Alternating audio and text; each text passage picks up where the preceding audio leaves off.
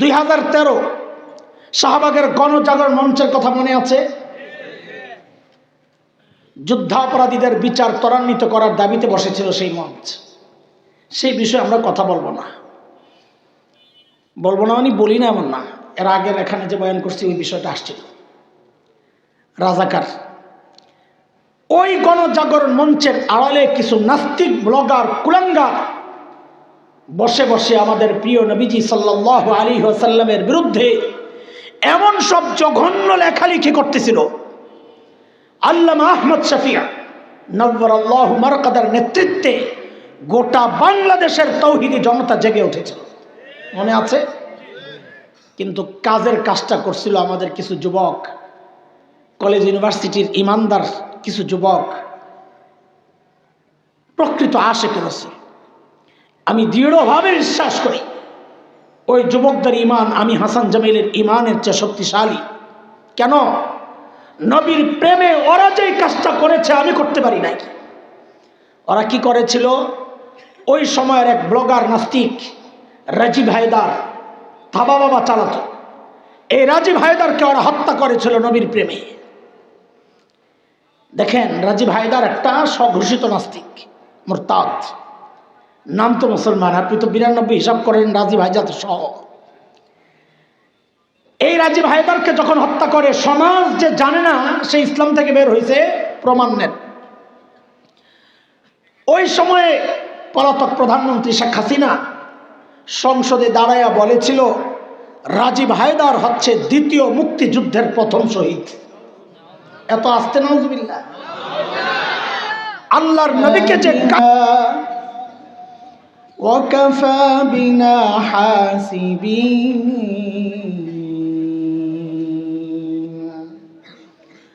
আমানতু বিল্লাহ সাদাকাল্লাহুল আলিয়্যুল আযীম। জামিয়া আজিজিয়া দারুল উলুম দেওবন্দ বড় মাদ্রাসার উদ্যোগে আয়োজিত আজকের এই বার্ষিক ওয়াজ মাহফিলের মুহতারাম সভাপতি, উপস্থিত হযরত উলামায়ে কেরাম, মুরব্বিয়ান আযম, দূর দূরান্ত থেকে আগত ইসলাম প্রিয় সুধী সমাজ, প্রিয় ছাত্র ভাইয়েরা, যুবক বন্ধুরা, পর্দার আড়ালের মা ও বোন, আল্লাহ সুবহানাহু ওয়া তাআলার অশেষ মেহেরবানি যে মহান মালিক লাখো কোটি মানুষ থেকে বাছাই করে দ্বীনি এই মাহফিলে আমাকে আপনাকে আসার বসার কিছু কথা বলা ও শোনার তৌফিক দান করেছেন। সেজন্য মহান রবের শুকরিয়া আদায় করি, জবান খুলে প্রাণ খুলে কালিমাতুশ শুকর উচ্চারণ করি আলহামদুলিল্লাহ। লম্বা সময় থেকে দেশের বাহিরের বড়দের জবানে অনেক দামি দামি কথা আপনারা শুনেছেন। এখন তো দেখালন বাইসালনের টাইম। দেখালন বাইসালন বুঝেননি আপনারা? আমি তো নিউ মার্কেট এলাকার মানুষ, এগুলো আমি বুঝি।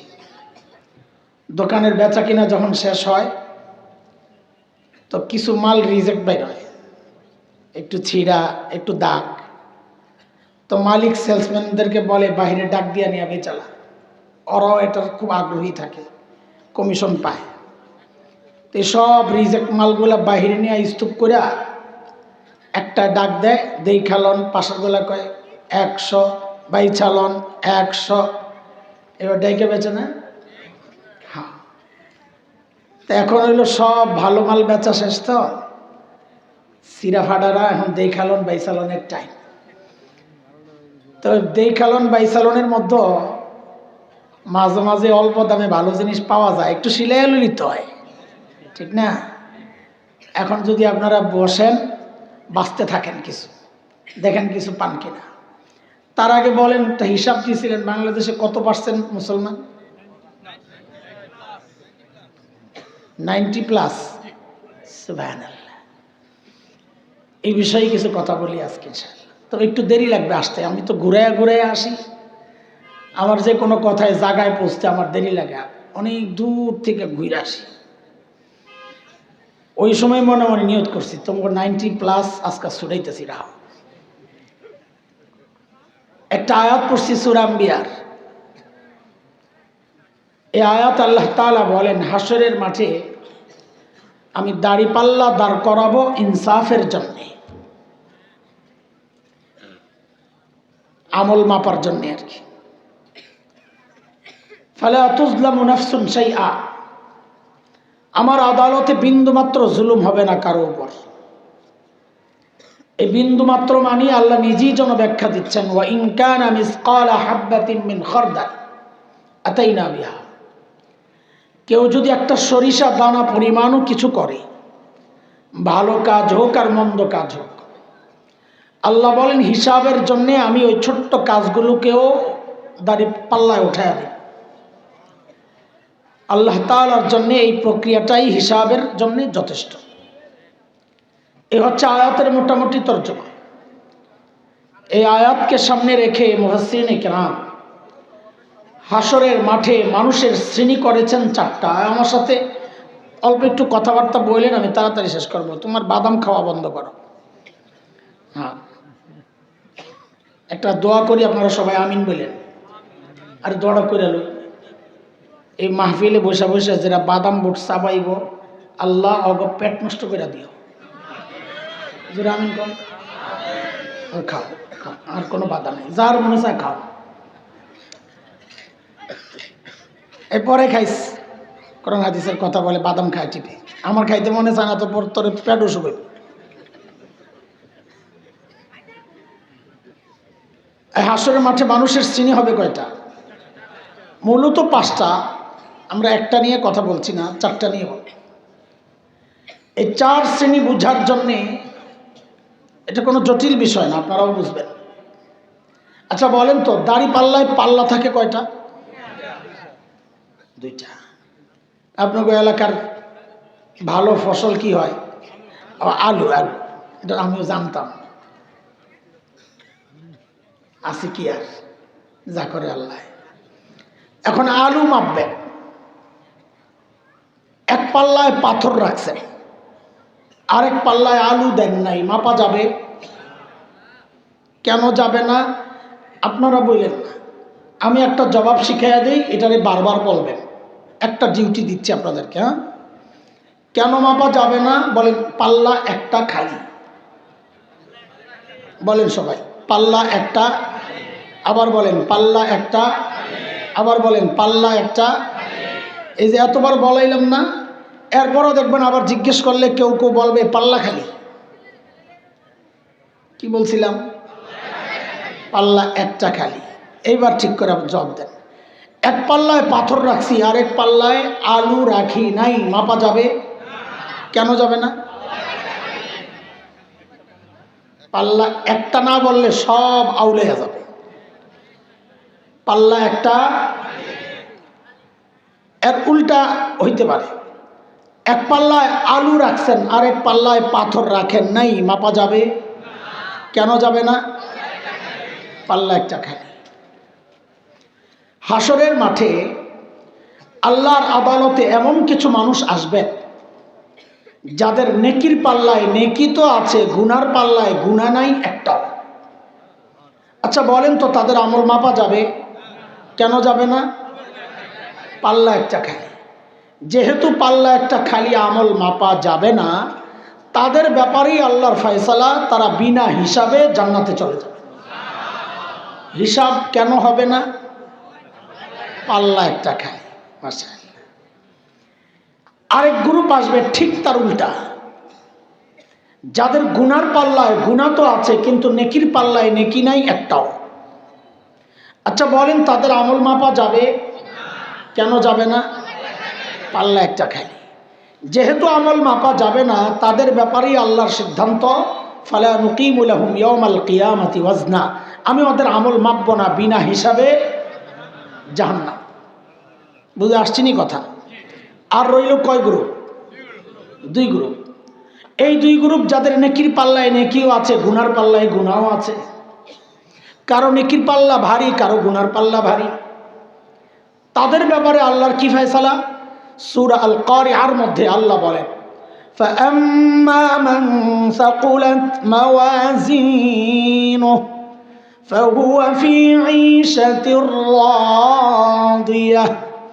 যার নেকির পাল্লা ভারী আল্লাহ বলেন সে কথা বলেন وأما من خفت موازينه فأمه هاوية। যার নেকির পাল্লা হালকা গুনার পাল্লা ভারী আল্লাহ বলেন সে জান্নাত। কয় গ্রুপ গেল? বিনা হিসাবে জান্নাত, বিনা হিসাবে, হিসাব সহ জান্নাত, হিসাব সহ জান্নাত। চলেন আবার পিছনের দিকে যাই। মুখস্থ হয়েছে এই পর্যন্ত যা পড়ছি বলছি? মুখস্থ হয়েছে? আচ্ছা ঠিক আছে। প্রথম গ্রুপ যাদের নেকির পাল্লায় নেকি তো আছে, গুনার পাল্লায় গুনাহ নাই একটাও, তারা কারা? এটা তো ফায়সালা।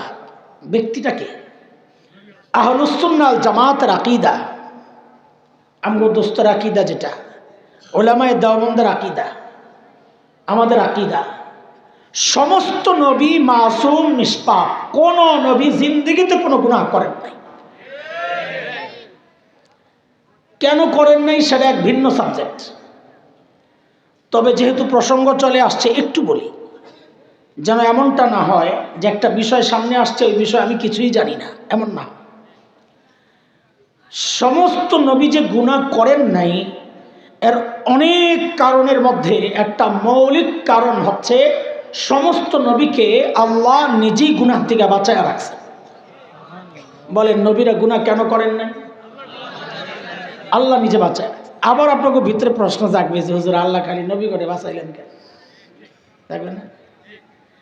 তো এটার জবাব কি? সূরা হজ 17 নম্বর পারার একদম শেষ পৃষ্ঠায় আসছে। আল্লাহ বলেন আল্লাহু ইয়াসতাফি মিনাল মালাইকাতি রুসুলা ওয়া মিনান নাস। সমস্ত রসুল আমি আল্লাহ নির্বাচন করেছি। নবী রসুল কার নির্বাচন? কোন রাজা বাদশার নির্বাচন।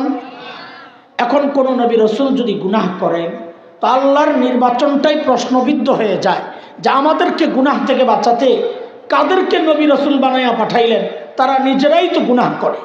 আল্লাহর নির্বাচন যেন প্রশ্নবিদ্ধ না হয় এই জন্য আল্লাহ নিজেই সমস্ত নবীকে গুনাহ থেকে বাঁচাইয়া রাখছে। বলেন নবীদেরকে গুনাহ থেকে কে বাঁচায়? এই গেল এক শ্রেণী যাদের নেকির পাল্লায় নেকি আছে, গুনার পাল্লায় একটাও গুনাহ। দ্বিতীয় শ্রেণী আমাদের মূল পয়েন্ট, কত পার্সেন্ট মুসলমান জানি? 90+ না? আচ্ছা আচ্ছা ঠিক আছে। আরেকটা শ্রেণী যাদের গুনার পাল্লায় গুনাহ আছে কিন্তু নেকির পাল্লায় একটাও। আশ্চর্য, এমন মানুষও দুনিয়া আসে জীবনে একটা ভালো কাম করে নাই। ওই যে হযরত ফেরাউনের কথা বলছেন, কোন ফেরাউন? আগে তো মুসা নবীর সাথে মিলাইয়া বলতাম মুসা নবীর ফেরাউন, এখন বলতে হয় বেডা ফেরাউন। কোন ফেরাউন? ও বেডি ফেরাউন একটা আইসে যখন আলাদা করতে হয়। তো বলেন কোন ফেরাউন? আচ্ছা বেডা ফেরাউন কি জীবনে কোনো ভালো কাজ করে নাই? কি করছে কোন?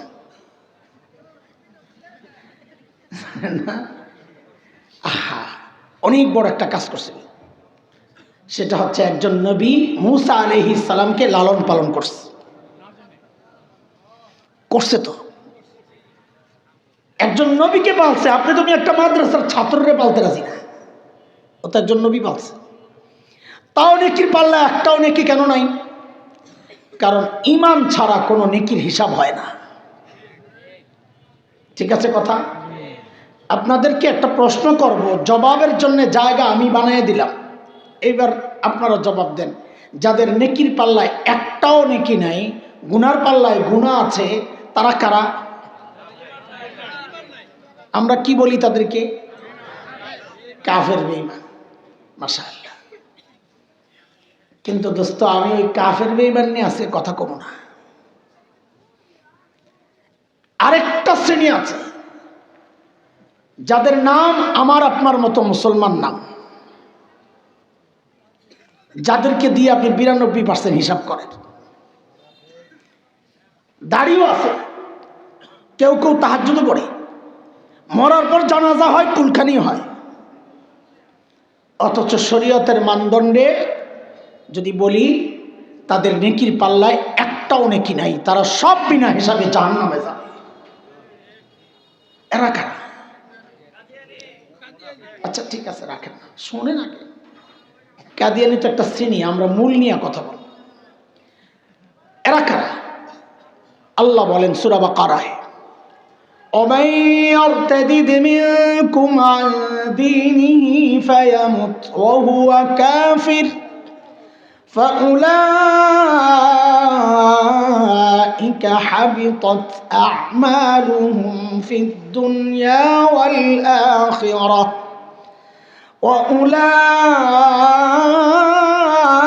وأولئك أصحاب النار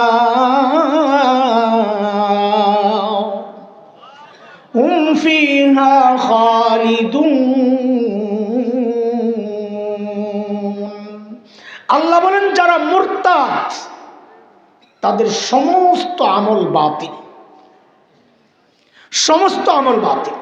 আচ্ছা নেকির পাল্লায় যদি আমল সব বাতিল হয়ে যায়, একটাও যদি নেকি না থাকে, তাদের হিসাব হবে।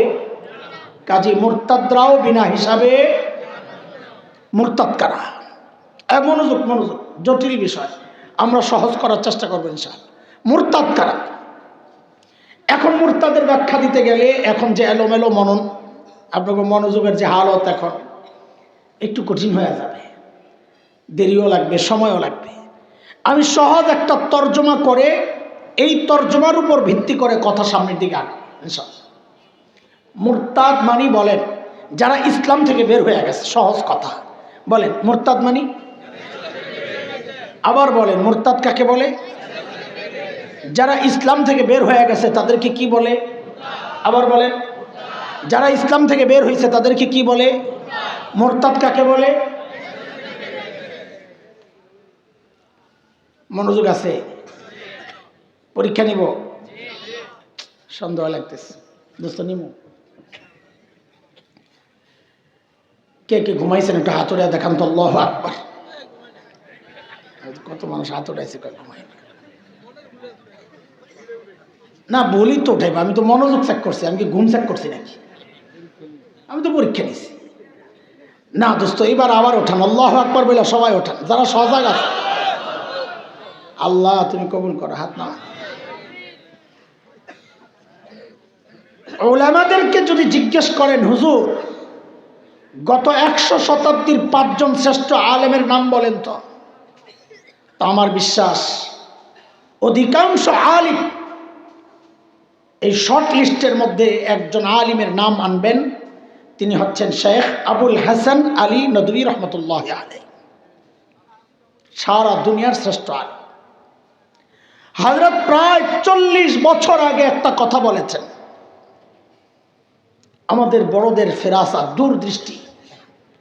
আমি এই পড়া যখন এখন পড়ি তা আমার কাছে মনে হয় কি জানেন, আমাদের এই বুজুর্গ বাংলাদেশের বর্তমান অবস্থার দিকে তাকায়া তাকায়া যেন কথাগুলো 40 বছর আগে বলে গেছে, ঘটতেছে এখন। হযরত কি বলেন? হযরত বলেন দেখো, মুরতাদ মানুষ নবীজি সাল্লাল্লাহু আলাইহি ওয়াসাল্লামের যুগেও হয়েছে, সাহাবীদের যুগেও হয়েছে। এই যুগে মুরতাদ হচ্ছে তার চেয়ে 1000 গুণ বেশি। এই কথা একটা বললাম, অনেকের একটু সংশয় লাগতে পারে যে নবীর যুগেও মানুষ ইসলাম থেকে বের হয়েছে। হ্যাঁ হয়েছে। যেমন একটা উদাহরণ শোনেন। মক্কা বিজয়ের দিন নবীজি সাল্লাল্লাহু আলাইহি সাল্লাম যখন বিজয়ী বীর হিসাবে মক্কায় ঢুকে কি ঘোষণা দিয়েছিলেন? লা তাসরিবা আলাইকুমুল ইয়াওম, আজকে কোনো প্রতিশোধ নাই, সবাইর আমি মাফ করে দিলাম। কিন্তু আল্লাহ যদি বাইন্ডিংস দেন যে এদেরকে মাফ করা যাবে না, তাদেরকে নবী মাফ করতে পারবেন? তো নবী কিছু মানুষের নাম বলছেন যে এদেরকে ছাড়া যাবে না। কেন? কোরআনের কথা, মালউনিন আইনামা সুকিফু উখিযু ওয়া কুতিলু তাকতিলা। মালউন যেগুলোর যেখানেই পাওয়া যাবে ধইরাই কল্লা ফেলাই দিতে হবে। কার কথা? নবীজি ঘোষণা দিচ্ছেন এরে এরে এরে জেনে পাইবা ধরো। এরা কারা? আলেমদের মধ্যে অল্প ব্যতিক্রম কিছু কথা আছে, নাহলে প্রায় সবার মতামত এক। তার মধ্যে সবচাইতে গ্রহণযোগ্য যে মত, বিশ্ববিখ্যাত আলিম শেখ ইবনে তাইমিয়া রহমতুল্লাহ আলাইহির এক বিখ্যাত কিতাব আছে আস-সারিমুল মাসলুল আলা শাতিমির রাসূল। ওই কিতাবে শেখ ইবনে তাইমিয়া 15 জনের নাম আনছেন। কয়জন? আমার না কথা কও, কয়জন? 15 জন। আব্দুল্লাহ ইবনে খাতাল, কুরতুনা, কুরাইনা, সাররা, মাকিস ইবনে সুবানা, হুয়াইরিস ইবনে নাকিদ, আব্দুল্লাহ ইবনে জিবিয়ারা, আব্দুল্লাহ ইবনে সাদ ইবনে আবি সারাহ, ইকরামা ইবনে আবি জাহল, হুবার ইবনুল আসওয়াদ, হুবায়রাহ বিনতে আবি ওয়াহাব আল মখজুমি, কাব ইবনে জুহাইর, হারিস ইবনে তলাতিল, ওয়াহশি ইবনে হারব, হিন্দা বিনতে উতবা। এই 15 জনের নাম বলেছেন নবীজি, ওদেরকে যেখানেই পাওয়া যাবে ধৈর্যই হত্যা করত। এর মধ্যে সর্বপ্রথম নামটা বলেছি আব্দুল্লাহ ইবনে খাতাল। এক একজন তো এক এক দিকে পালাইছে। হযরত ইকরামা পালাইছিলেন ইয়ামানের দিকে, পরে আবার ফেরত আসছে বউয়ের উসিলায়। আব্দুল্লাহ ইবনে খাতাল যাইয়া কাবার গিরাফের তলে যায় ঢুকছে। তুই আর জায়গা পাইলি না, এনে ঢুকলে কেন? ও বড় বাটপাড়া ছিল, এই জন্য এনে ঢুকছে। ও চিন্তা করছে কাবা, কাবার গিলাফ এটা মুসলমানদের আবেগের জায়গা। কি আমি যদি কাবার গিলাফ দিয়ে আমারে ঢাকি, তো মুসলমান যেহেতু কাবার ইজ্জত করে, এটার লগে লাগলে মনে হয় আমারে কিছু কইব না। ঠিক এই যুগের রাজনীতিবিদ, ওরা জানে টুপি আবেগের জায়গা, হিজাব আবেগের জায়গা। সারা জিন্দেগি ওলামা, ইসলাম, দিন, শরিয়া এগুলার বিরুদ্ধাচরণ কইরা যেই না নির্বাচন আসে, আস্তে টুপি টাবি লাগায় এখন উনি হাসান বসরি, কারণ জানে এটা আমার আবেগের জায়গা। আব্দুল্লাহ ইবনে খাতাল কাবার গিলাফের তলে যায় ঢুকছে। হযরত আলী কাররামাল্লাহু ওয়াজহা দেখছেন, ওই যে দুইটা পাও দেখা যায়। পোলাবেন একটা কিচ্ছা কমো, একটু হাসতেছে, যেহেতু আর একটু হাসাই, হাসানের জন্য না থাকলে বাদ দাও, যেহেতু বইলা ফেলছি হাসানের জন্য কোনো গল্প বলা উচিত না, বাদ। হযরত আলী দেখাই দিয়েছেন দৌড়, হাসবি না তুই, সামনে বইয়া এখানে হাসে। হযরত আলী তো পা দেখে দৌড় দিছে।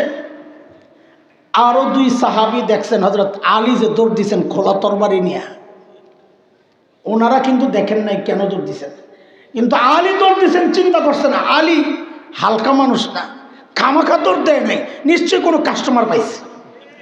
ওনারাও আলীর সাথে দিছে দৌড়। এই পোলাপাই আস-সারিমুল মাসলুল আলা শাতিমির রাসূল তো অ্যাভেলেবেল কিতাব না, তবে ইসলামিক ফাউন্ডেশন বাইতুল মুকাররমে, ওই ইসলামিক ফাউন্ডেশনে কিতাবটা আছে, আমি ওখানেই পড়ছি। আর যদি ওখান থেকে না পড়তে পারো, তার একটু সহজ করে দেয়, আমাদের সিরাতে মুস্তাফার মধ্যে আছে, আস-সারিমুল মাসলুল আলা শাতিমির রাসূলের হাওয়ালা দিয়েই আছে ওখানে।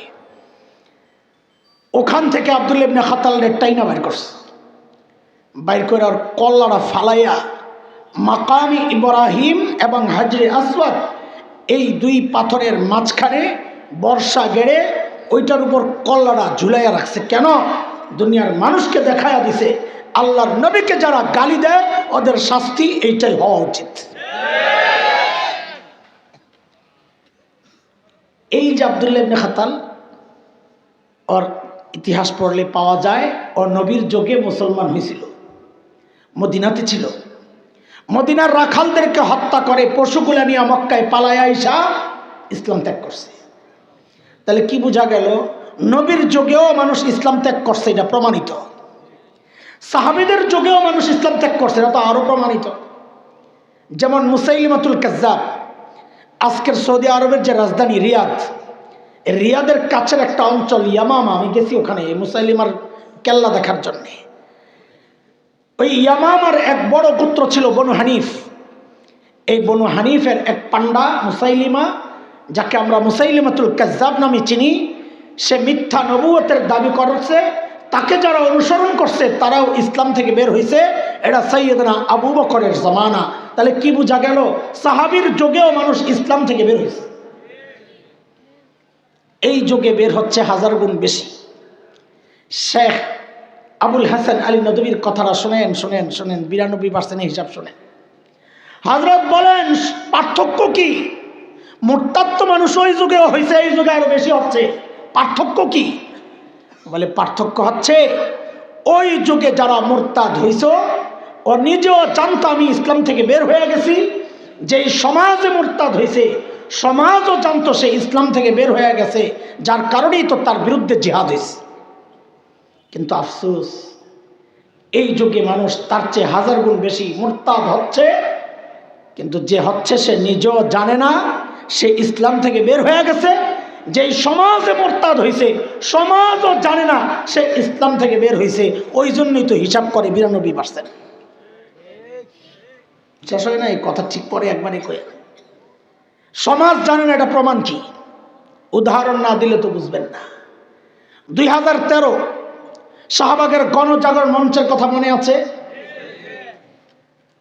যুদ্ধাপরাধীদের বিচার ত্বরান্বিত করার দাবিতে বসেছিল সেই মঞ্চ। সেই বিষয়ে আমরা কথা বলবো না মানে বলি না এমন না, এর আগের এখানে যে বয়ান করছি ওই বিষয়টা আসছিল। রাজাকার ওই গণজাগরণ মঞ্চের আড়ালে কিছু নাস্তিক ব্লগার কুলাঙ্গার বসে বসে আমাদের প্রিয় নবীজি সাল্লাল্লাহু আলাইহি ওয়াসাল্লামের বিরুদ্ধে এমন সব জঘন্য লেখালেখি করতেছিল। আল্লামা আহমদ শফিয়া নব্বরাল্লাহু মারকাদার নেতৃত্বে গোটা বাংলাদেশের তৌহিদি জনতা জেগে উঠেছিল, মনে আছে? কিন্তু কাজের কাজটা করছিল আমাদের কিছু যুবক, কলেজ ইউনিভার্সিটির ইমানদার কিছু যুবক, প্রকৃত আশিকে রাসূল। আমি দৃঢ়ভাবে বিশ্বাস করি ওই যুবকদের ইমান আমি হাসান জামিলের ইমানের চেয়ে শক্তিশালী। কেন? নবীর প্রেমে ওরা যেই কাজটা করেছে আমি করতে পারি নাই। ওরা কি করেছিল? ওই সময়ের এক ব্লগার নাস্তিক রাজীব হায়দার থাবা বাবা চালাতো, এই রাজীব হায়দারকে ওরা হত্যা করেছিল নবীর প্রেমে। দেখেন রাজীব হায়দার একটা স্বঘোষিত নাস্তিক, মুরতাদ, নাম তো মুসলমান, আপনি তো 92 হিসাব করেন রাজীব হায়দার সহ। এই রাজীব হায়দারকে যখন হত্যা করে সমাজ যে জানে না সে ইসলাম থেকে বের হয়েছে, প্রমাণ নেন। ওই সময়ে পলাতক প্রধানমন্ত্রী শেখ হাসিনা সংসদে দাঁড়াইয়া বলেছিল রাজীব হায়দার হচ্ছে দ্বিতীয় মুক্তিযুদ্ধের প্রথম শহীদ। এত আস্তে নাউজুবিল্লাহ। আল্লাহর নবীকে যে গালি দেয় সে শহীদ হবে থাক দূরের কথা, বরং তাকে যদি কেউ শহীদ বলে তার ঈমান নিয়েও তো আমাদের সন্দেহ আছে। কেন বলেছে? সমাজ জানে না ইসলাম থেকে বেরিয়েছে। জানাজা হইল শাহবাগে, কাফেরের কিসের জানাজা? কেন পড়া হইল? সমাজ জানে না ইসলাম থেকে বের হয়েছে। আমি জানি অনেকের ভিতরে একটা খুঁতখুত করবে যে হুজুর আপনারা হুজুররাই ঠিক না, আপনার মতো কোন হুজুরই তো জানাজা পড়াইছে, না পড়াইলেও তার জানাজা হইতো না। এই কথা বলার আর সুযোগ নাই। কেন জানে? ওই যে কুষ্টিয়ার এসপি কইছিল মোল্লাগো জানাজা আমগো লাগবো না, আমগো জানাজা আমরা নিজেরা পড়াই, আমরা না গেলেও জানাজা হইতো। তারপরে এই জায়গায় জবাব আরেকটা, আমার যে ভাইটা জানাজা পড়াইছে তাকে জোরপূর্বক নেওয়া হয়েছে ওখানে, কিন্তু ওরা ওদের শক্তি দেখাইয়া দিছে, মাওলানাও মাওলানার শক্তি দেখাইয়া দিছে। কি করছে জানেন? অজু ছাড়া জানাজা পড়াইয়া দিছে। যার যার শক্তি সে দেখায়।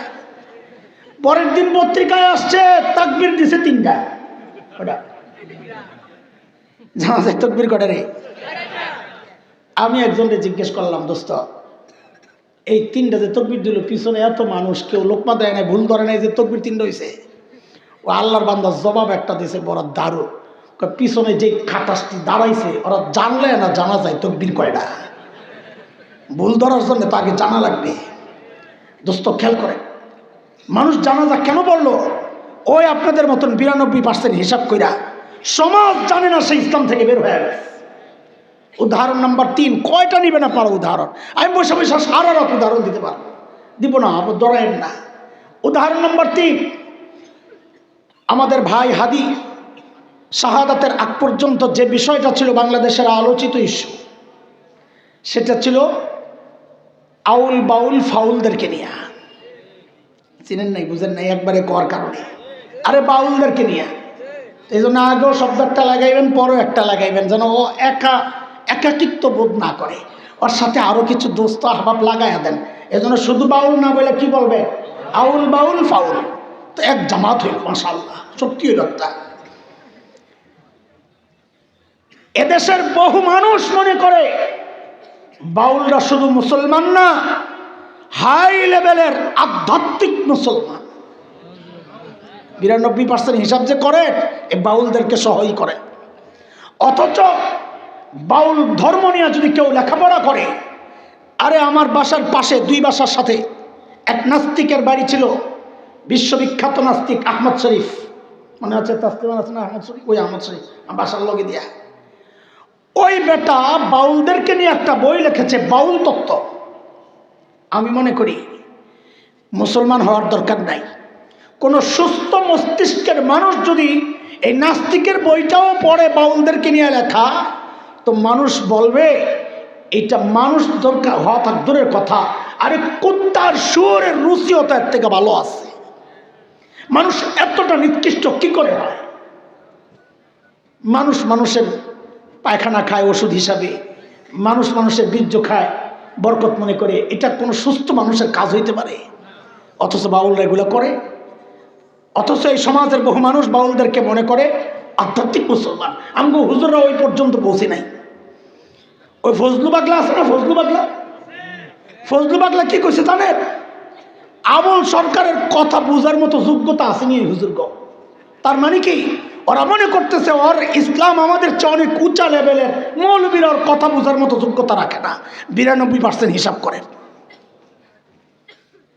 আমরা অবাক বিস্ময় লক্ষ্য করেছি, এই আবুল সরকার যখন আমার আল্লাহকে নিয়ে এমন জঘন্য সব কথাবার্তা বলল, যেই সূরাতুন নাস পড়ে আমরা নিজেদের নিরাপত্তা নিশ্চিত করি, এই সূরাতুন নাসকে নিয়ে কে খেলাটা সে খেললো। আল্লাহ বলে বারবার নাচতে কইছে, নাউযুবিল্লাহি মিন যালিক।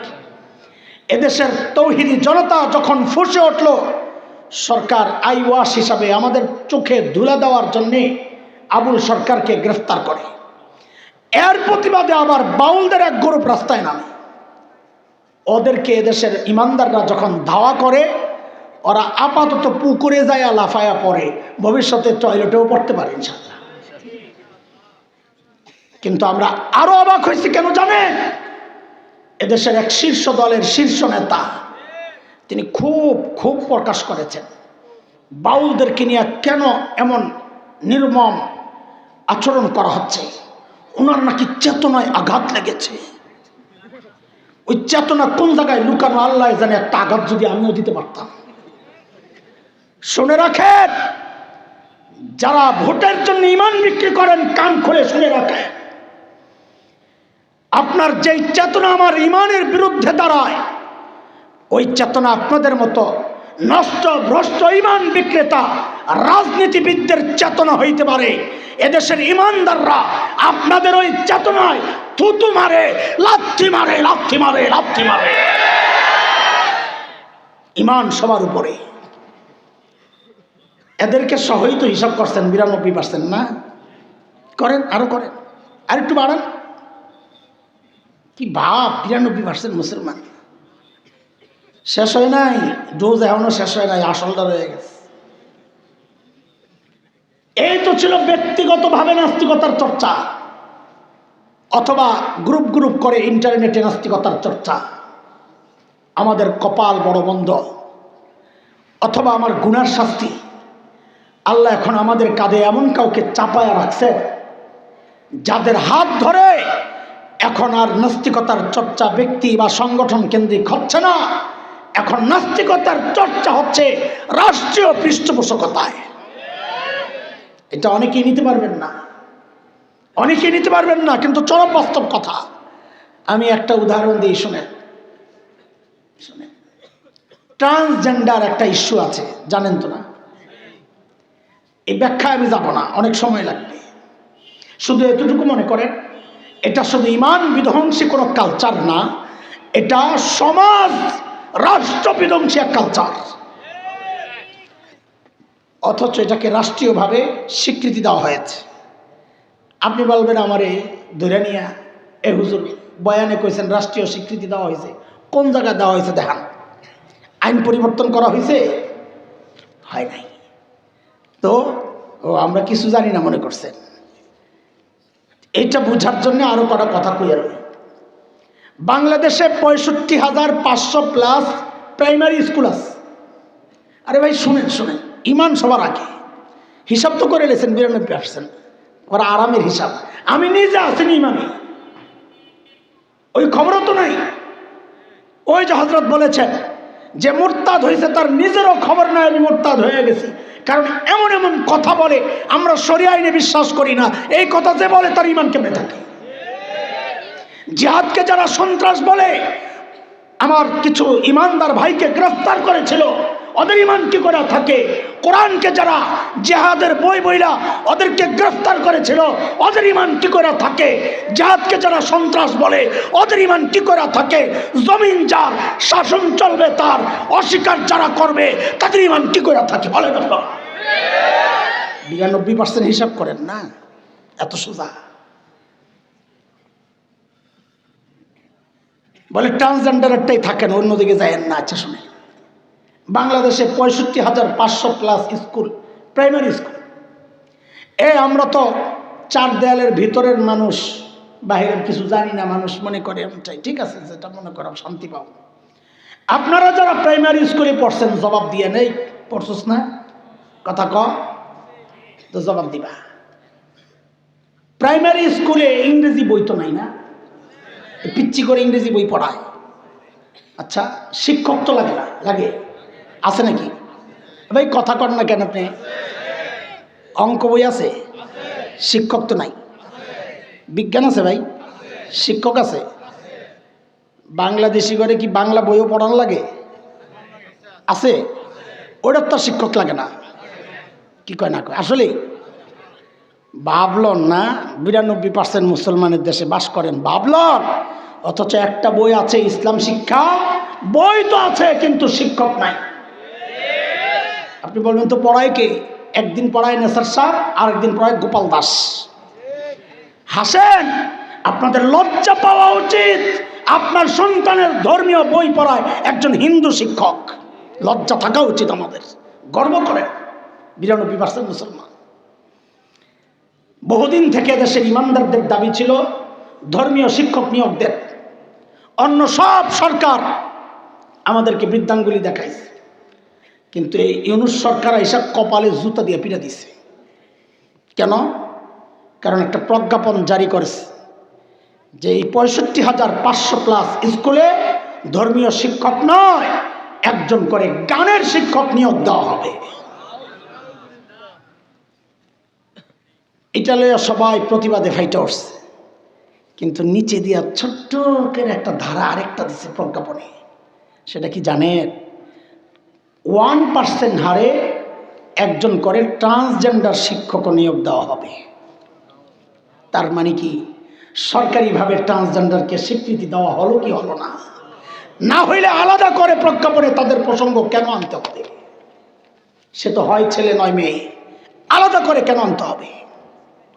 তার মানে গোপনে গোপনে সরকার ট্রান্সজেন্ডারকে স্বীকৃতি দিচ্ছে।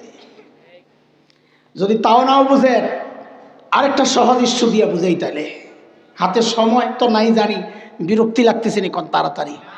আমি খুব অল্পতেই শেষ করবো। আপনারা ওই যে 92% কইছেন না, আমার শরীরটা খালি কামড়াইয়া উঠছে। কইলু কি কেন কামড়ায় একটু শোনেন। ভিতরে তো জল রে ভাই, করুন কি বলতেও তো পারি না। শরীয়তের একটা বিধান হচ্ছে লিজ্জাকারি মিসলু হাজ্জিল উনসায়াইন, সূরাতুন নিসা 11 নম্বর আয়াত। আল্লাহ বলেন ছেলে যা পাবে মেয়ে পাবে তার অর্ধেক, মেয়ে যা পাবে ছেলে পাবে তার ডাবল। এই মুসলমানের সন্তানারা একটু বলো তো, এই সিদ্ধান্তটা কি আমার দোস্ত মাওলানা নেসার সাহেবের, হাসান জামিলের, হেফাজতে ইসলামের, জামাতে ইসলামের? একটু চিৎকার করে বলো তো এই সিদ্ধান্ত কার? এই সিদ্ধান্ত যদি কেউ অস্বীকার করে তার ঈমান থাকবে? অথচ দেখে ওই নারীবাদীরা এখন দেশ চালায়, এনজিওরা নারীবাদী, নারীবাদ। এই মুসলমানের সন্তানরা শোনো, নারীবাদ হচ্ছে দেশের নাস্তিকতার বিশাল ময়দানের এক চড়াই পথ। এই স্লোগান দিয়ে এদেশের মানুষকে নাস্তিক বানানোর এক প্রক্রিয়া ওরা চালায়। এর মধ্যে একটা প্রক্রিয়া হচ্ছে নারী পুরুষের সমান অধিকার চায় নারীবাদীরা। এই নারী পুরুষের সমান অধিকার বলতে আপনি কি বুঝেছেন? যে স্বামী যদি টয়লেটে 10 মিনিট সময় দেয়, বউরেও 10 মিনিট বয়ে থাকার সুযোগ দেওয়া লাগবে, ওটা মনে করছে না। ওদের টার্গেট ইসলামের একটা বিধান, সেটা হচ্ছে একই বাবার ছেলে একই বাবার মেয়ে, একজন পাবে 2, একজন পাবে 1, এই বৈষম্য দূর করতে হবে। এত আস্তে নাউজুবিল্লাহ পড়লেন যে বাকিরা বুঝেন নাই, নাকি বাড়িতে যাওয়া পড়বেন নাউজুবিল্লাহ?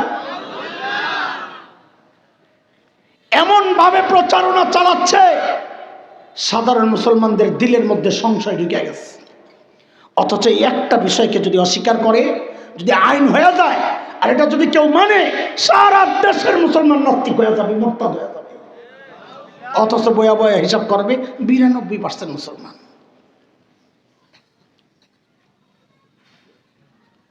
আমার মুসল্লি আমি আমার মসজিদে জুমার বয়ান যে করি না, ওই বয়ানগুলোর মধ্যে ওয়াজও করি, আবার ওয়াশও করি। মানে কোন কি কইছি? ওয়াজও হয়, ওয়াশও হয়। ওয়াজ করি কলবের জন্যে, ওয়াশ করি দামাগের জন্যে, দিল দামাগ ঠিক করি। তা আমি যাদেরকে ওয়াশ করি, এগুলো তো পরিষ্কার থাকার কথা। অথচ দেখেন কি সংশয় ঢুকাইয়া দিছে এই আওয়াজ উঠাইয়া, সমান অধিকার সমান অধিকার। কি আওয়াজ উঠাইছে? আমার মুসল্লি আইসা আমার কি কয় জানেন? হুজুর যাই বলেন না, এই বিধানটা না আমারও কেমন কেমন জানি লাগে। আপনি তো নাউজুবিল্লাহ কইছেন, আমি নাউজুবিল্লাহ কই নাই। ওর কথা শেষ হওয়ার আগে আমি কয়ে দিছি আপনার ইমানটা নিয়েও আমার কেমন কেমন জানি লাগে। ঠিক আছে না কথা? এটা কি আমার কথা নেই? এই কথা বলার অধিকার আমার আছে? কার কথা? আল্লাহ বলেছেন 22 নম্বর পারার 2য় পৃষ্ঠায় দেখবেন, সূরাতুল আহজাব 36 নম্বর আয়াত। আল্লাহ বলেন, ওমা কানা লিমুমিনিন ওয়ালা মুমিনাতিন ইযা কাদাল্লাহু ওয়া রাসূলুহু আমরা আন ইয়াকুনা লাহুমুল খিয়ারাতু মিন আমরিহিম। আল্লাহর রাসূলের কোন বিধান আসার পর কোন কেমন কেমন লাগে বলার সুযোগ নাই, মেনে নেওয়ার নাম হচ্ছে ইসলাম। তারপরেও তো দিলটা তার আটকানো যায় না, ওয়াসওয়াসার কথা আসছে। এই ওয়াসওয়াসা নিয়ে সাহাবীরা এমন ডরাইতো, আল্লাহ তো আয়াত নাযিল হইছে, লা ইউকাল্লিফুল্লাহু নাফসান ইল্লা উসআহা। ওয়াসওয়াসার উপর তোমার নিয়ন্ত্রণ নাই। কিন্তু এই ওয়াসওয়াসার পরবর্তী স্তরটার নাম আরবিতে বলে হাম। হামের পরেরটার নাম ইরাদা, এরপরের নাম আজম, এরপরের নাম জাজম। আস্তে আস্তে এটা দৃঢ় হয়ে যায়। এই যে সংশয় আস্তে আস্তে বাড়তে বাড়তে ইয়াকিন হয়ে যায়। এই জন্য সময়ের আলেমদের ইমানি জিম্মাদারি আপনাদের ওই দিলগুলারে সাফ রাখা, যেন ভিতরে কোনো সংশয় তৈরি না হয় যে না, শরীয়তের কোনো বিধান অযৌক্তিক না, যুক্তি বুঝি না, এটা আমার দুর্বলতা। এই আগে যে স্বর্ণমাপ্ত পাল্লা দেখছিলেন, কত বড়, ছোট্ট ছোট্ট। আচ্ছা, ওই পাল্লা দিয়া হিমালয় মাপা যাবে? কাজেই আমার দিমাগ দিয়া দিন বুঝতে যাওয়া, ওই ছোট্ট পাল্লা দিয়া হিমালয় মাপতে যাওয়া একই কথা। তারপরেও একটু বুঝাই আপনাকে, ওরা কি চায় একটু আমার সাথে বলেন, অল্প সময় নিব, কয়েক মিনিট, আমি শেষ করবো, আমারও ভালো লাগতেছে না। ওরা কি চায়? সমান বন্টন। বলেন, ওরা কি চায়? ইসলাম কি করেছে? ন্যায্য বন্টন। ইসলাম করেছে, ওরা চায় কি? এই তুমি একটু দাঁড়াও তো আব্বা, আরে দেরি করো না, সময় নাই, চলবো। পিছনেরটা দাঁড়াও তো, চলবো। এর পিছনেরটা দাঁড়াও তো, তাও চলবো। দ্রুত 3 জন স্টেজের উপর তাড়াতাড়ি। এত সুবিগিরি দেখা গেল, তোমাকে আমরা চিনি।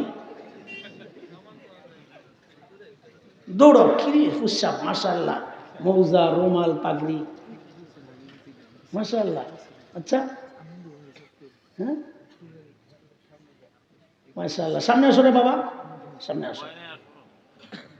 তুমি বলে 1 বছরে হাফেজ হয়েছো, বইসো কেন? বসো না, দাঁড়াও, দাঁড়াও, ওদিকে তাকাও। ডরাও কেন? 1 বছরে হাফেজ হয়েছো, ডরাও কেন? ওই তুমি মাঝখানে আসো। আরে না, ওরে ওরে ওরে মাঝখানে দাও। তুমি দাঁড়াও, 3 জনের লাইন ধরে দাঁড়াও। হুজুরের মুখের উপর দাঁড়িয়েছো কেন? একটু পিছনে ওই পাশে দাও। ওদেরকে দেখছেন? ওদিকে তাকাও, ওদিকে তাকাও। পারফেক্ট সাইজ বাইর করা এখন আমার জন্য মুশকিল, সময় লাগবে, তাড়াহুড়া করছি। তাও ধইরা নেন, প্রথমটার যেই সাইজ, দ্বিতীয়টা 2 ইঞ্চি ছোট, 4 আঙ্গুল ছোট, ধরে নেন। এরপরেরটা আরো 4 আঙ্গুল ছোট, ধরে নেন। আপাতত কি বুঝাইতেছি? সমান বন্টন ইসলাম দিছে, ন্যায্য বন্টন। সমান বন্টন কি, ন্যায্য বন্টন কি, এটা দেখেন। একটা কথা আগে মাথায় রাখেন, যেই কোনো জায়গায় সমান বন্টন মানেই হচ্ছে একজন বঞ্চিত হবে। মোতামিম সাহেব আর সাধারণ হুজুরকে বেতন যদি সমান হয় তো মোতামিম সাহেব বঞ্চিত হইল না? হ্যাঁ, মোতামিম সাহেব একটা কাপড় কিনছে 6 গজ, পোলায় সহ জামা বানাইব। ভাবি কয়, তুমি সবসময় আমার পোলাডারে ঠগাও, এবার ঠগাইতে পারবা না, সমান সমান কাটবা। তাইলে মোতামিম সাহেবের জামা হইব? হইব, কিন্তু ওই জামা গায়ে দিয়ে আর আপনাকে সামনে আইতে পারবো না, ভাবির সামনে যেতাম। ঠিক নি কথা? একজন বঞ্চিত হইব কিনা সমান বন্টনে? এবার ওখানে দেখেন, ও যে প্রথমটা, ওর থুতনি বরাবর একটা দেয়াল গেছে, তাইলে দ্বিতীয়টার যাইব চোখ বরাবর। প্রথমটার থুতনি, দ্বিতীয়টার চোখ সমান না? তৃতীয়টার যাবে কপালের উপরি দিয়া মাথা বরাবর। দেয়ালের ওই পাশে এমন কিছু হচ্ছে যা 3 জনের দেখা দরকার, কিন্তু দেখবে কয়জন? এখন নেসার ভাইয়ের মায়া লাগছে, 3টা ইট পাঠাইছে, লহতরায় 3টা ইট দিয়া দেহার ব্যবস্থা কর। এখন এই 3 ইট কেমনে বন্টন করব? নারীবাদী একটা লাভ দিয়ে উঠছে, আমি বন্টন করে দিই, আমি কোনো বৈষম্য করি না। যাই আর 3 জনের সমান 3টা ইট দিয়ে দিছে, সমান সমান সমান অধিকার, বৈষম্য চায় না এরা। আচ্ছা, 3 জনের যে ইট 3টা দিল, প্রথমটার ইট লাগতো নি, খামাখা দিছে। দ্বিতীয়টার ইট দিয়ে ও দেখবে, কিন্তু 3 নম্বর দ্বারে একটা ইট দিলে ও দেখবে নি। তাহলে সমান বন্টনে একজন বঞ্চিত হইল কিনা? কথা বলেন না? সমান বন্টন মানে একজন বঞ্চিত হইল কিনা? কিন্তু যদি হুজুরের দায়িত্ব দেন, হুজুর ইসলাম অনুযায়ী এটারে বন্টন করে দেন, তো হুজুর বলবে ইসলামের সমান বন্টন বলতে কিচ্ছু নাই। ইসলামের বন্টন হচ্ছে ন্যায্য বন্টন। ন্যায্য বন্টন কি? ও 1 নম্বরটারে কইতো, আল্লাহ তোরে লম্বা বানাইছে, তুই ইট দিয়া কি করবি? তুই তো ইট ছাড়াই দেহস। ওরে দিত না, মাঝখানেরটারে একটা দিত, শেষেরটারে 2টা দিত। এখন হইল ন্যায্য বন্টন। এইবার কন্ত, এই যে বন্টনে এবার কয়জনে দেখবে? 3 জন দেখবে। তাহলে এবার আপনারাই বলেন, ন্যায্য বন্টনে ইনসাফ না সমান বন্টনে ইনসাফ? ন্যায্য বন্টন যৌক্তিক না সমান বন্টন যৌক্তিক? এরে বাজান তোরা তাড়াতাড়ি যাতো, আমি অন্য একটা উদাহরণ দিই, এটা বেশি কঠিন হয়ে যাইতেছে। পোলাবেন্ডি খারাপ হয়েছে, মায়া লাগতেছে, নাহলে ইডিরে দিয়ে আমি আরো সাইজ করতাম। আপনি এবার শোনেন, ইসলাম দিছি কি, ওরা বুঝছে কি। নেসার ভাইয়ের একটা পিচ্ছি আছে, আর একটা পোলা, মেয়ে আর ছেলে, নানার বাড়ি কাছে। আব্বা একটু নানার বাড়ি যাব। যাও। হিহি, পোলা পানি হিহি বুঝেন, কিছু লাগবে সামনে, ওই হিহি বলুন বুঝাল। তো নেসার ভাই কি করছে, পকেট থেকে 50 টাকা বাইর করে মেয়েরে দিছে 50 টাকা। কত? ছেলেরে দিছে 100 টাকা। হায় আল্লাহ, নেসার ভাইয়ের পাশের বাসায় থাকে এক নারী অধিকারের কর্মী, নারীবাদী। এই বেডি যাই শুনছে মাইয়ারে দিছে 50, ছেলেরে দিছে 100। বেডি ঘরের মধ্যে হাউকাও শুরু করছে, এই হুজুররা শুধু মেয়েদের উপর বৈষম্য করে, হ্যাঁ ঠকায়, এই ইনসাফ নাই, এই হুজুর মানি হলো জালেম, সব কইরা ফেসবুকে দিয়ে টিয়া পুরো এলাকা কেমন করে। কিন্তু নেসার ভাইয়ের পরের কথা শুনেও নাই, অথবা শুনাও না, শোনার ভান করছে। নেসার ভাই টাকা 50 টাকার 100 টাকা দিয়া সাথে সাথে ছেলেরে বলছে, আব্বা এই যে তোমার 100 টাকা দিলাম, যাইতে রিক্সা ভাড়া লাগবে 50 টাকা, আসতে লাগবে 50 টাকা, আব্বা ভাড়াটা তুমি দিয়ে দিও। আচ্ছা কত দিই কারবারটা? এখন আসলে মেয়ের ব্যালেন্স আছে কত, ছেলের ব্যালেন্স কত? তা আসলে ঠকলো কে? অথচ না দেখে ফেসবুকে পোস্ট দিয়া পুরো এলাকা কেমত করে আলাইছে। ইসলাম ঠিক এই কাজটাই করছে। মেয়ের যে 50 দিছে আর কোনো খরচ নাই, ছেলের যে 100 দিয়েছে পুরোটাই খরচ। আরে তাও যদি না বুঝেন তার একটা বুঝেন, যেটা লাগা যায়, কার কোনটা বুঝে আসে আমি কেমনি কম। নেসার ভাই আজকে মাদ্রাসার মাহফিল হয়েছে, কিছু টাকা পয়সা এলাকার মানুষ সহযোগিতা করছে, একটা ভাব আছে ভিতরে, আমগো টাকা পয়সা না থাকলে মাদ্রাসা লয়ে যাবো কি প্যারেশান, যদি বুঝাইতে পারতাম তো আর আসতেন না, কানতেন।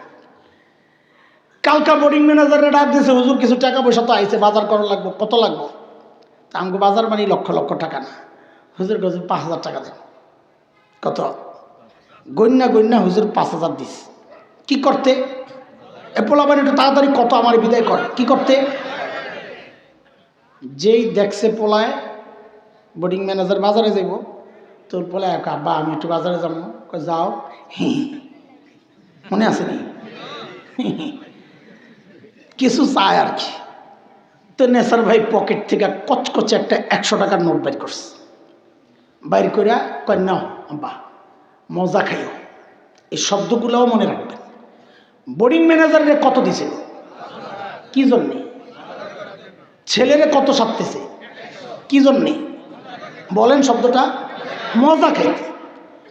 যেই না পোলার সামনে 100 টাকা ধরছে, পোলা তো বিক্রম বইরা ভাব আছে একটা, এমন এক মোচড় মারছে দেখে 100 টাকা 360 ডিগ্রি দাঁড়ায় কয় সবসময় খালি আমার লোক কিপটেমি করো, তোমার টাকার অবস্থা কি হয়েছে?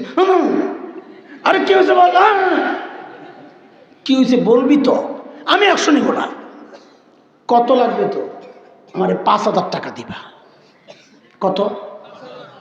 5,000 কেন? হুজুরে দিছ, হুজুর তো বাজার করবে, আমিও তো বাজারে যাব, সমান অধিকার। হাইসেন পরে আগে বুঝল। আচ্ছা বলেন তো, এই যে পিচ্চির সমান অধিকারের দাবিটা, এটা যৌক্তিক না শিশু সুলভ পাগলামি? পাগলামি যে বুঝছেন, কোন বুঝছেন? এইবার আসল উদাহরণ বুঝেন। আল্লাহ ছেলেরে দিছেন 2, কত? মেয়েরে দিছেন কত? আল্লাহ ছেলেরে 2 দিল, দায়িত্ব দিছেন 4টা। কয়টা? ভাগ কয়টা? সবাই বলা লাগবে না, আগানো যাবে না। ভাগ কয়টা? দায়িত্ব কয়টা? মেয়ের ভাগ কয়টা? দায়িত্ব 0। আমি যেমনি বলি এমনি ছেড়ে দিবি, যেন সংশয়বাদীদের কলিজায় লাইগা ওদের সংশয় নিচে যে পুস করে বের হয়ে যায়। বলে ভাগ কয়টা? দায়িত্ব 0। দায়িত্ব। ছেলের ভাগ কয়টা? দায়িত্ব। মেয়ের ভাগ কয়টা? দায়িত্ব। ছেলের ভাগ দায়িত্ব 4টা। কেমনে? 1 নাম্বার, ও ছেলে তুমি যদি স্বামী হও, স্ত্রীর সব ভরণ পোষণের দায়িত্ব তুমি স্বামীর। 2 নাম্বার, ও ছেলে তুমি যদি বাবা হও, তো কন্যার ভরণ পোষণের সব দায়িত্ব তুমি বাবার। 3 নাম্বার, ও ছেলে তুমি যদি সন্তান হও, তো মায়ের সব ভরণ পোষণের দায়িত্ব তুমি সন্তানের। 4 নাম্বার, কেউ নাই, ও ছেলে তুমি যদি ভাই হও, ওই অবস্থায় বোনের ভরণ পোষণের দায়িত্ব তুমি ভাইয়ের। বলেন তো ভাগ কয়টা? দায়িত্ব কয়টা? তাইলে 2 কেন? এই 4 গ্রুপে বাজার কইরা খরচপাতি চালানোর জন্যে। সংক্ষেপে বলেন 2 কেন বাজার করতে? বলেন বলেন 2 কেন? আবার বলেন 2 কেন? আল্লাহ মেয়েরে দিছেন ভাগ কয়টা? দায়িত্ব। এত আস্তে কইছিলাম, দায়িত্ব। কেমনে 0? 1 নাম্বার, ও মেয়ে তুমি যদি স্ত্রী হও, তোমার সব ভরণ পোষণের দায়িত্ব তোমার স্বামীর। 2 নাম্বার, ও মেয়ে তুমি যদি কন্যা হও, তো তোমার ভরণ পোষণের দায়িত্ব তোমার বাবার। 3 নাম্বার, ও মেয়ে তুমি যদি মা হও, তোমার ভরণ পোষণের দায়িত্ব তোমার সন্তানের। 4 নাম্বার, ও মেয়ে তুমি যদি বোন হও, তো তোমার ভরণ পোষণের দায়িত্ব তোমার ভাইয়ের। বলেন তো ভাগ কয়টা? দায়িত্ব কয়টা? দায়িত্ব নাই। দায়িত্ব নাই তো দায়িত্ব নাই, ভাগ কি জন্যে? বলে মজা খাইতে। বুঝলেন নাই কথা? ভাগ নাই, দায়িত্ব নাই, ভাগ কি জন্যে? বলেন নাই কথাটা? তাহলে 2টার একসাথে করেন। ছেলের 2 কি জন্যে? মেয়ের 1 কি জন্যে?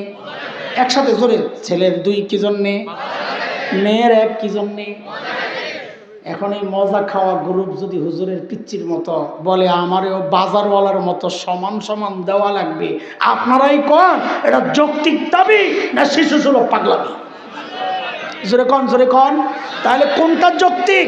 ইসলামের বিধান যৌক্তিক না ওই নারীবাদীদের সমান অধিকারের দাবিটা যৌক্তিক? এখন ইসলাম মানবো না ওদের যুক্তি মানবো? শুধু ইসলাম মানবো না, এখানে আরো কিছু বিষয় আছে। আপনাদের একটা বদ অভ্যাস আছে, আমি একটু বইলা দিই, রাগ হইয়েন না। আপনারা না ঠিক বলেন এখানে আর ভোট দেন যাইয়া ওখানে, এটাও ঠিক না? এটাও ঠিক। এই সমস্ত ঠিক ঠিক চলবো না। সময় আসছে পরিবর্তনের, বলেন সময় আসছে। সব তন্ত্রমন্ত্র দেখা শেষ হয়েছে না আপনাকে? না আরো দেখার বাকি? হ্যাঁ, সোনার বাংলাদেশ দেখা শেষ না রয়েছে? স্বপ্নের বাংলাদেশ দেখা শেষ, ডিজিটালটা বাকি আছে না? ওইটাও দেখা শেষ। স্মার্ট বাংলাদেশ আস্তে স্টেজ ভেঙে যাবে। সুবহানাল্লাহ। স্মার্ট বাংলাদেশ করলে তো আবার স্টেজ ভেঙে যায়। সব দেখা শেষ, তো আমার সাথে আবার বলো, সোনার বাংলাদেশ, স্বপ্নের বাংলাদেশ, ডিজিটাল বাংলাদেশ, স্মার্ট বাংলাদেশ, সব তন্ত্র মন্ত্র দেখা শেষ। এখন দেখার বাকি একটাই, এবং সেইটাই দেখতে চাই। আগামীর বাংলাদেশ হবে কোরআনের বাংলাদেশ, ইসলামের বাংলাদেশ। দেখতে চাই কি চাই না? বলেন দেখতে চাই কি চাই না? যদি চাই, এই জাতীয় সিদ্ধান্ত যদি কেউ আমাদের উপর চাপাইতে চায়, তখন আর দল মত বুঝি না। ওলামারা ডাক দিলে পাশে এসে দাঁড়ায়া ওদেরকে জানায়া দিতে হবে, শামসুল হক ফরিদপুরের এই জমিনে, হযরত হাফিজের এই জমিনে, আল্লামা আহমদ শফির এই জমিনে নাস্তিকতার চর্চা করতে দেওয়া হবে না, দেওয়া হবে না, দেওয়া হবে না। পারবো তো বলতে ইনশাআল্লাহ? এরপরে তো আর 92% কইবেন না। ওইসিনি শিক্ষা তাল 92%। ওই 92% থেকে তো শুরু করলাম কথা।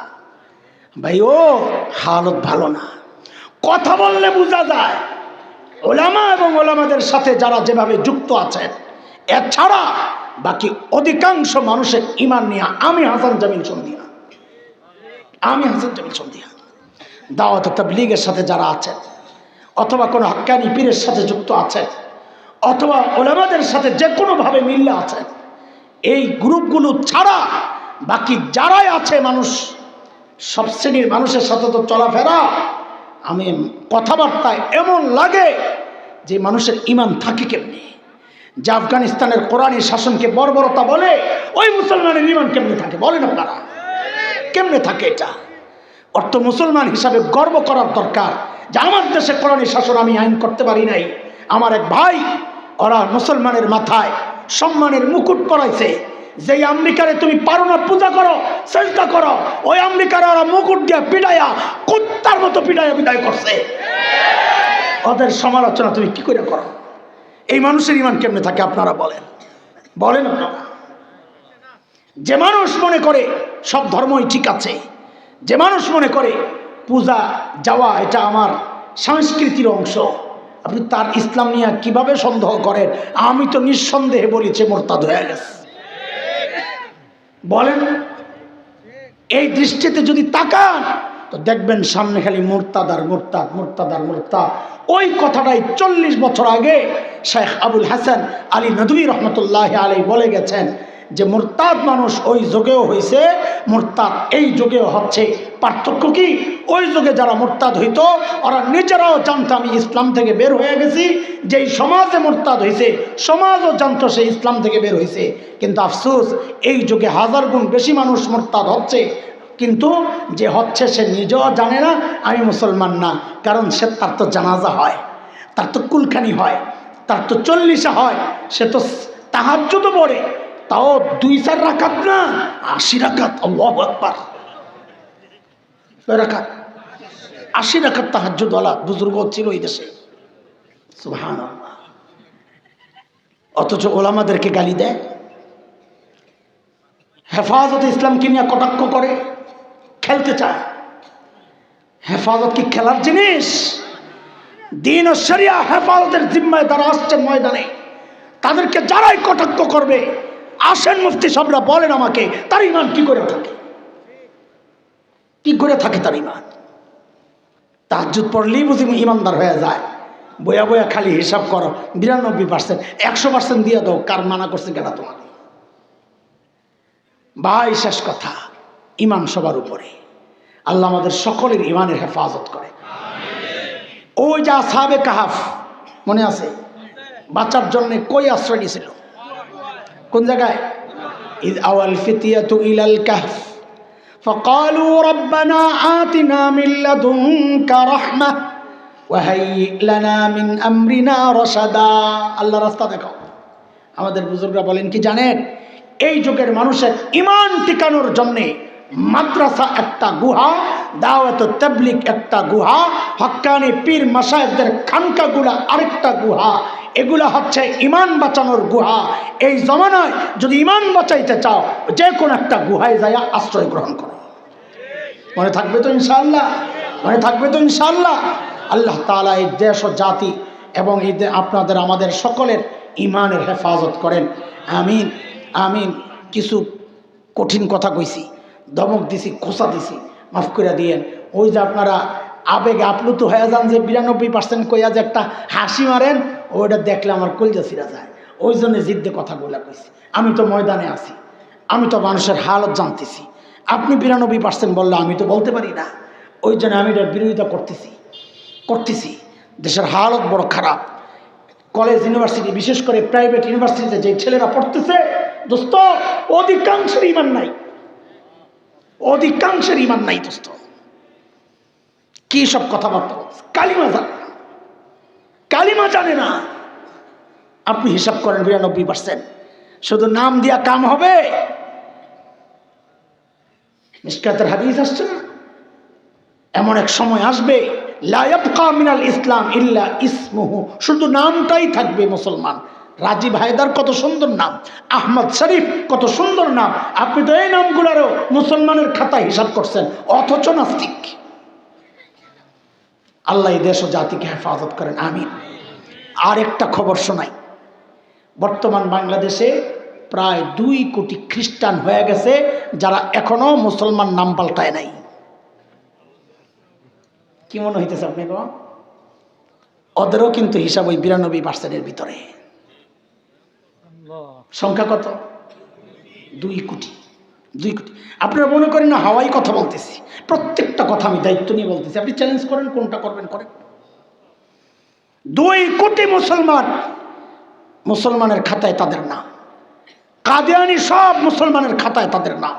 সবগুলারই নিয়ে আপনি হিসাব করতেছেন 92% মুসলমানের দেশে বাস করেন। আল্লাহ আমাদেরকে হেফাজত করেন। বাস আমার কথা শেষ।